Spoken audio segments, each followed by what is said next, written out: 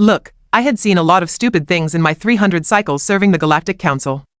I watched a Thraxian diplomat try to eat a hologram. I witnessed a Kelmorian peace envoy accidentally declare war by sneezing in the wrong direction. But nothing, and I mean nothing, prepared me for the day humanity decided to join the combat trials, and my name is Vorn. Just Vorn, because my full name has 17 syllables and frankly, I am too tired to pronounce it anymore. I work security for the Council Arena, which sounds impressive until you realize it mostly involves cleaning up after territorial disputes and making sure nobody smuggles weapons into what are supposed to be weapon-mandatory events. Yes, you read that right. The irony is not lost on me either, the combat trials happen once every solar cycle. It is how we settle disputes between species without blowing up half the galaxy, which happened exactly once and nobody wants to talk about it. The rules are simple enough. 2 representatives enter the arena. Each brings their most fearsome creature. The creatures fight. Winner takes all. Loser goes home with their dignity in whatever appendage they use to carry things. Commander Thrak had been champion for 6 cycles running. 6. The guy was a walking nightmare wrapped in scales and bad attitude. He stood roughly 9 feet tall, had 4 arms that could crush titanium, and a personality that made black holes seem warm and inviting. His battle serpent, which he called Decimator because of course he did, was a 50-foot-long killing machine with acid spit, razor teeth, and a temperament that made Thrak look cuddly by comparison to SO. When the human delegation requested a trial, everyone laughed. Actually laughed. The council chamber echoed with it. Humans were new to the galactic stage, barely 2 cycles into their membership, and they were small. Fragile. Soft. They did not have natural armor, no claws, no venom, no psychic abilities. They were just squishy. Pink or brown or various shades in between, walking around on 2 legs like they owned the place despite being, generously speaking, middle of the pack in every measurable category. The human representative was a woman named Victoria Kane. Short name, which I appreciated. She stood maybe 5.5 feet tall, had dark hair pulled back in something she called a ponytail, and wore a smile that made me deeply uncomfortable. It was not a friendly smile. It was the smile of someone who knew something you did not, and they were really looking forward to you finding out. We accept your challenge, she said to Thrak, her voice calm as deep space. Thrak leaned down, all 4 arms flexed, his 3 eyes narrowing to slits. You will bring a creature to face Decimator? You? Oh, absolutely, Victoria said, still smiling. I have got just the thing. The arena preparation took 3 days. Thrak spent that time parading Decimator around, letting everyone see the beast, building anticipation. The Serpent was genuinely terrifying. I had to deal with its waste disposal, which was arguably worse than facing it in combat. The thing ate whole livestock and had a smell that violated several biological warfare treaties. Meanwhile, nobody had seen the human creature.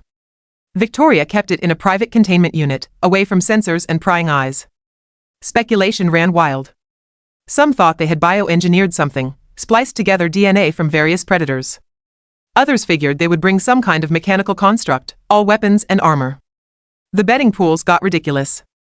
I put 50 credits on them bringing something embarrassingly small, because humans had already demonstrated a pattern of concerning behavior that suggested poor judgment. Trial day arrived with all the ceremony the council could muster, which was substantial. The arena filled with representatives from 200 species, all chattering in their various languages, all eager to see Thrak maintain dominance or watch humanity fail spectacularly. Honestly, most were hoping for the latter. Humans had been irritatingly confident since joining, asking uncomfortable questions about established procedures and suggesting improvements to systems that had worked fine for millennia. They needed humbling. The arena itself was a massive dome, quarter-mile diameter, with terrain that shifted to accommodate different combat styles. For this match, it configured to rocky badlands, some vegetation, a few water sources. Neutral ground. The shields went up, strong enough to contain a small nuclear explosion, which had been necessary exactly 3 times in arena history. Thrak entered from the north gate, Decimator slithering behind him. The Serpent raised its hood, displaying the toxic spines along its neck, and released a hiss that rattled the lower frequency speakers. The crowd roared approval. Thrak raised all 4 arms in triumph, already celebrating. Then Victoria walked in from the south gate, alone. The crowd went silent. Confused. I leaned forward in my security station, checking the scanners. Where was her creature? Had she forfeited? Was this some kind of protest? Victoria strolled to the center of the arena, stopped, and waved. Actually waved, like she was greeting friends at a social function. She wore simple combat gear, nothing fancy, and carried a small container under one arm. Maybe 2 feet long, metal, with air holes. Presenting the human champion, the announcement system boomed. Victoria Kane, and she set the container down and flipped the latches. Her companion creature. The container opened. Nothing happened for several seconds. The entire arena held its collective breath, thousands of beings leaning forward, waiting. Then something emerged, small. Maybe 3 feet long, standing perhaps a foot tall. It had gray and white fur, a long body, short legs, and a face that looked perpetually annoyed. It waddled out of the container, looked around the arena with what I can only describe as aggressive indifference, and made a chattering noise. The silence stretched. Someone in the upper decks laughed nervously. Thrak stared. His mouth opened. Closed. Opened again. What is that? This, Victoria said proudly, is Gerald. He is a honey badger. A what? Thrak's confusion was palpable. Honey badger. From Earth. Malivera capensis, if you want the technical designation. Decimator, sensing prey, coiled its massive body and lowered its head, preparing to strike. The serpent outweighed the badger by several thousand pounds. This was going to be a massacre. That is your champion? Thrak found his voice again, and with it, his arrogance. That tiny, ridiculous creature? I will not even need Decimator. I could step on it myself. I would not recommend that, Victoria said. This is an insult. Thrak roared. I am a warrior. My battle serpent has killed greater beasts than could fill this arena. You bring me what even is this thing? Gerald, apparently tired of being discussed, started walking toward Decimator. Not quickly. Just a steady, purposeful waddle, like he had somewhere to be, and a giant death serpent was merely an inconvenience. You might want to back up, Victoria called to Thrak. I will do no such thing. Decimator, kill that creature. Quickly, before this becomes more embarrassing. The battle serpent struck. Fast as lightning, its massive head shot forward, jaws wide enough to swallow Gerald whole, fangs dripping with venom that could melt through whole plating. Gerald dodged. Barely. The snake's jaws snapped shut on empty air inches from where the badger had been. And then Gerald did something that made my blood run cold. He attacked. This small, ridiculous, waddling creature launched himself at Decimator's face with a fury that defied every logical combat algorithm in existence. He latched onto the serpent's snout, claws digging in, teeth finding purchase, and started biting and tearing with single-minded determination that suggested either incredible bravery or complete insanity. Decimator shrieked, a sound I had never heard from the beast in 6 cycles of dominance. The serpent thrashed, trying to shake Gerald loose, but the badger held on like he had been welded there. Blood began to flow. The serpent's blood. What is happening? Someone shouted from the stands. Fascinating, Victoria said, examining her fingernails. Honey badgers have exceptionally loose skin. Makes them very difficult to grab effectively. Also, extremely aggressive when engaged. They have been known to fight off lions, hyenas, even Cape buffalo. Gerald here once broke into a research facility because he smelled food inside. Went through a solid door. Decimator finally managed to throw Gerald off, sending the badger tumbling across the rocky ground. The serpent retreated, blood streaming from dozens of wounds on its face and neck. Its eyes showed something I had never seen there before, fear. Gerald stood up, shook himself, and charged again. This cannot be real, Thrak whispered, but it was. Oh, it absolutely was. The badger fought like a creature possessed, dodging strikes, climbing onto Decimator's body, biting anything he could reach. The serpent tried acid spit. Gerald took a hit, his fur smoking, and kept coming. It tried constricting. Gerald wriggled free and bit through scales to reach flesh beneath. Nothing stopped him. Nothing even slowed him down significantly. The crowd was going insane, cheering and screaming in languages I could not even identify. Betting pools reversed. Security channels lit up with requests for explanations I could not provide, and Victoria just stood there, smiling that terrible smile, watching her tiny champion dismantle a legend. Tob continued. 10 minutes into the fight, Decimator was bleeding from at least 30 wounds, hissing in pain and confusion, trying desperately to escape something the size of a small bag of grain. Gerald, for his part, had lost some fur, taken a few hits that would have killed most creatures twice his size, and seemed only mildly inconvenienced by the entire situation, had worked arena security for decades. Seen thousands of fights. This was not a fight. This was a psychological breakdown happening in real time to a creature that had never known defeat. Thrak stood frozen, all 4 arms hanging limply at his sides, watching his unbeatable champion reduced to a panicking mess by something that looked like it should be someone's pet. His 3 eyes were wide, his scaled face had gone a shade paler, and his mouth kept opening and closing like he was trying to speak, but his brain had stopped sending words. Decimator, fight back, he finally managed to roar. You are a battle serpent. Act like it. The serpent tried. It really did. It coiled around Gerald, squeezed with enough force to crush steel, and for a moment I thought that might be the end of it. The badger disappeared completely within those massive coils, then I heard the chewing sounds. Oh no, I muttered into my security calm. What is happening down there, Vorn? My supervisor demanded through the channel. The readings are insane. The human brought a demon, I replied. A small, furry, extremely angry demon that apparently does not understand the concept of losing. Decimator released its coils with another shriek. Gerald emerged, covered in serpent blood, a chunk of scale in his mouth. He spat it out, made that chattering noise again, and I swear to every deity in the known galaxy, he looked happy about the situation. The serpent retreated to the far side of the arena, trying to put distance between itself and this nightmare creature. It was limping now, favoring its left side where Gerald had focused his attacks. Its hood hung at an odd angle. One eye was swollen shut, Gerald followed. That same purposeful waddle, like he had all day in infinite patience. Like he was enjoying this. Victoria, Thrak said, his voice cracking slightly. What is that thing? I told you, she replied, still calm, still smiling. Honey badger. They are actually quite fascinating from an evolutionary standpoint. Their pain tolerance is remarkable. They have been documented getting stung by entire swarms of bees, bitten by venomous snakes, even mauled by larger predators, and they just keep going. Some scientists think they might actually experience pain differently than other mammals. Or maybe they just do not care. Do not care? Thrak repeated weakly. About pain, death, consequences, social norms, or really anything except what they want at any given moment. Gerald wants to fight your serpent. So he is going to fight your serpent until one of them cannot continue. And based on current trajectory, that will not be Gerald. The crowd had gone from excited cheering to shocked silence to a kind of horrified fascination. I could hear beings from species that had never agreed on anything suddenly united in their collective disbelief at what they were witnessing. This violates something, a Kalmorian official sputtered over the official channel. Some kind of rule. Somewhere. Actually checked that, another voice replied. I recognized it as belonging to Counselor Mevix, one of the few beings who had advocated for human membership. No size restrictions on combat creatures. No temperament requirements. No rules against bringing something that fundamentally breaks our understanding of reasonable behavior. It is all legal. But it is a tiny Earth mammal.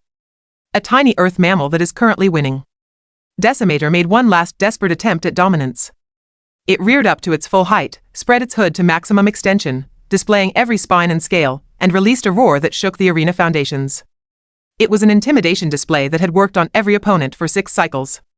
A display of power, size, and evolutionary superiority that declared absolute dominance. Gerald tilted his head, studied the serpent for a moment, and then did something I will remember until my dying day. He yawned, actually yawned, showing his small but remarkably sharp teeth, completely unimpressed by this massive predator's attempt at psychological warfare. Then he charged again. Forfeit. Thrak suddenly shouted. I forfeit the match. The arena went silent. Completely, utterly silent. Say again, the announcer requested, confusion evident even through the translation matrix. I said I forfeit. Thrak repeated, louder. Call off your creature, human. The match is over. You win. Victoria raised an eyebrow. Gerald, come here please. The badger stopped mid-charge, turned, looked at Victoria, looked back at the serpent, and made a grumbling noise that clearly communicated his displeasure at this interruption. Now, Gerald. The badger sighed, actually sighed like a disappointed teenager being called home early from a party, and waddled back to Victoria. She produced something from her pocket, a small treat of some kind, which Gerald accepted before climbing back into his container. He settled in, still watching Decimator with those beady eyes, radiating what I can only describe as smug satisfaction. The announcer, after several false starts, managed to declare humanity the victor. The crowd erupted into chaos. Half were cheering, half were arguing. Everyone was talking at once in 200 different languages, and the betting pool administrators were having collective breakdowns trying to process the results. Thrak collected Decimator, which was moving slowly now, clearly traumatized, and exited the arena without another word. His head hung low. All 4 arms dragged slightly. The mighty warrior, undefeated for 6 cycles, had just been destroyed by something that weighed less than his breakfast. I made my way down to the arena floor, because security protocol demanded I verify the match results and ensure no rules had been violated. Victoria was calmly packing up Gerald's container, humming something to herself. That was not fair, I said, not quite sure why I was speaking. She looked up at me, that smile still present. How so? You knew. You knew exactly what would happen. I had a reasonable hypothesis based on observable data, yes. Honey badgers. They are common on your world? Common enough. They are considered pests in some regions. Break into things, steal food, fight off anything that bothers them regardless of size or common sense. They have a reputation. A reputation, I repeated flatly. For not giving a damn, Victoria said cheerfully. There are videos. Thousands of them. Humans find honey badgers endlessly entertaining because they embody a certain philosophy we admire. Which is stubborn determination in the face of overwhelming odds. Refusal to back down. Aggressive pursuit of objectives despite any and all obstacles. We see something of ourselves in them, I suppose. I looked at the container where Gerald had settled in for a nap, apparently exhausted from his victory over a creature 50 times his size. You could have brought something bigger. More impressive. Why this? Because impressive is not the same as effective, Victoria said, closing the container latches. Thrak brought the biggest, scariest thing he had. We brought something that does not understand how to quit. Size is not everything. Armor is not everything. Sometimes the scariest thing in the room is the one too stubborn to realize it should be afraid. She started walking toward the exit, container under her arm. Then she paused and looked back at me. Oh, and Vorn? You might want to tell the council something. What? Honey badgers are not even close to the most dangerous things on Earth. Not even top 10, honestly. Maybe top 50 if we are being generous. We have creatures that make Gerald look downright cuddly. We just figured we would start small. Ease everyone into the concept. She left. Just walked out of the arena, leaving me standing there with that information rattling around in my head like a loose component in a ship's engine. The next council session was 3 days later. The dispute that had triggered the combat trial, something about mining rights in a neutral sector, was resolved entirely in humanity's favor. Nobody argued. Nobody even questioned it. Thrak submitted the paperwork himself, signed and sealed. Avoiding eye contact with everyone, humans were granted an additional 4 seats on the council. Their territory expansion requests were approved without debate. 3 separate species that had been giving them trouble suddenly discovered urgent reasons to pursue friendly relations, and the combat trials? Nobody has challenged humanity since. Not once. The arena sits mostly empty now, used occasionally for exhibition matches, but the real disputes get settled through negotiation. Turns out nobody wants to find out what else Earth has waiting in small metal containers, still work security. Still clean up after diplomatic incidents. Still see stupid things on a regular basis. But nothing, absolutely nothing, compares to the day I watched a 3-foot-long mammal defeat a legendary battle serpent through sheer refusal to acknowledge that it should lose. Gerald became something of a celebrity. There are statues now, believe it or not.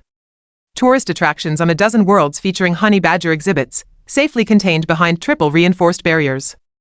Educational programs about Earth fauna and the importance of not judging threat levels by size alone. Victoria returned to Earth shortly after, her delegation's objectives thoroughly accomplished. She sent me a message before leaving, just 2 words and an attached video file. The words were, "Watch this." The video showed a honey badger, possibly Gerald though I could not be certain, breaking into a research facility, fighting off 3 security guards, stealing an entire shelf of food supplies, and escaping through a ventilation system that should have been impossible to access. The video title was, Tuesday. I deleted my application for early retirement that same day. If that is what humans consider a normal Tuesday, I need to be here. Someone has to document this. Someone has to be around to warn the galaxy about what else might be coming, because if there is one thing I learned from that match, one thing that every species in the council now understands with absolute clarity, it is this. Humanity does not win by being the biggest or the strongest or the most advanced, they win by being too stubborn to understand when they are supposed to lose. And apparently, they learned it from their wildlife.